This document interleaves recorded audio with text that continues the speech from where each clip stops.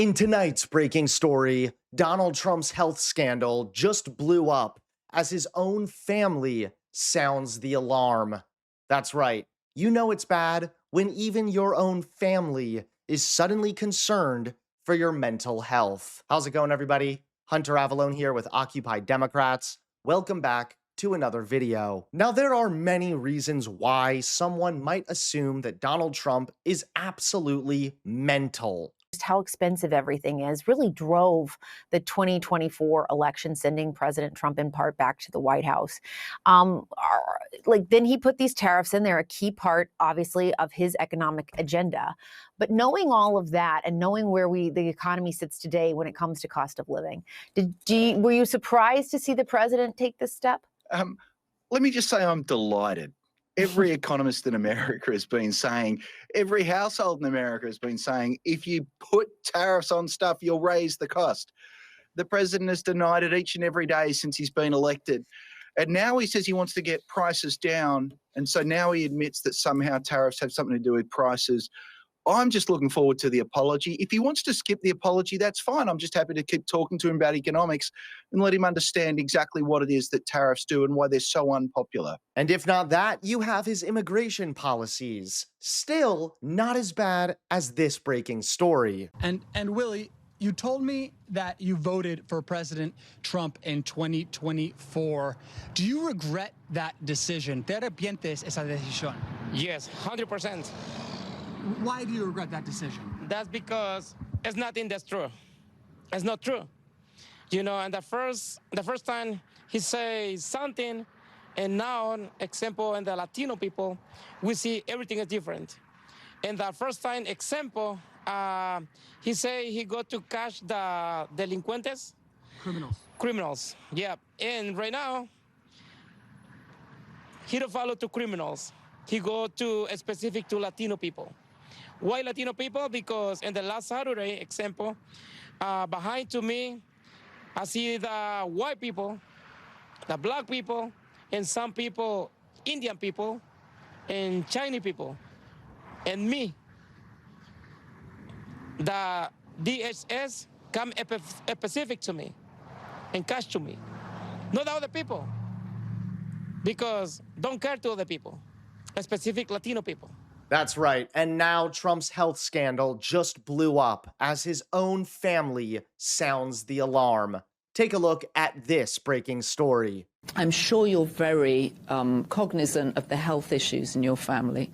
Your grandfather and your grandmother had dementia. When you look at Donald Trump as a trained psychologist, what do you see?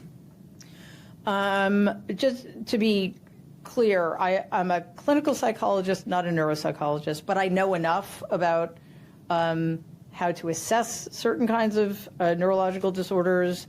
And of course, as you said, my grandfather had Alzheimer's for a very, very long time.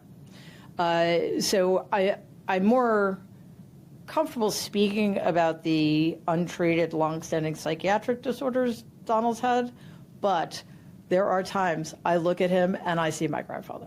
I see that same look of confusion. I see that he does not always seem to be oriented to time and place. His short-term memory seems to be deteriorating.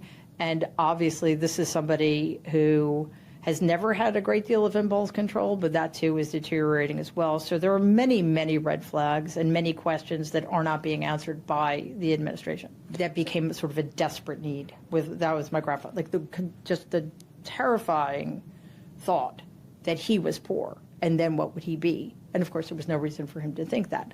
With Donald, we see similar things. Like why does he need to accumulate so much wealth? And I know he's not alone in this. This is a disease that is pretty common, but his grasping nature, his desperate need to surround himself with these excessively wealthy people and put them in a position where they feel like they just need to hand over millions, tens of millions of dollars to him, it's pathological. Not that it ever wasn't, but it's increasingly pathological. So that's one thing. Just this fear that it's never going to be enough, which is partially what my first book was about. And then, of course, there is the increasing awareness that he is not at all who he's been pretending to be his entire life. And I think it's important to remember that, especially since my grandfather decided that Donald was going to be the guy, he has spent the vast amount of his psychic energy pretending he's something he's not. And he is not conscious of this at all. But as he deteriorates psychologically, emotionally, and cognitively, it's getting much, much harder for him to keep that reality from himself, from his conscious awareness, and it is terrifying. Thanks so much for watching. Please click that like button and subscribe to Occupy Democrats so that you can stay informed and help us stop Donald Trump.